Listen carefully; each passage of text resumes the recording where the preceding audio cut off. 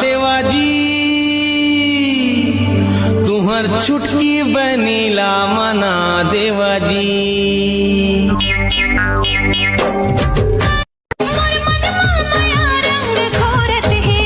मोर पड़की रे परवना मिठ बोली सुवना बोलत है ना। मोर पड़की रे परवना मिठ बोली सुवना बोल। एक गोरी मोला अपन बना ले मोर संग माया के गीत गाले। हाय रे मोर बंगला पान तोर पर मन चुमो चुमो लागे।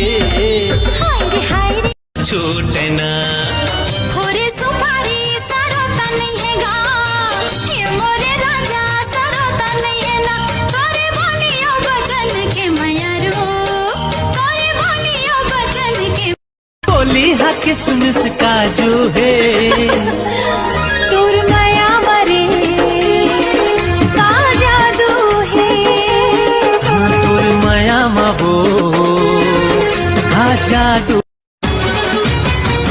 हाँ काली फिर आहू करार कर खाओ चावल देना राजा तोरी पाँव पर खाओ। का माया करे रानी करे मोला पागल। कागज कलम छोड़ के मैं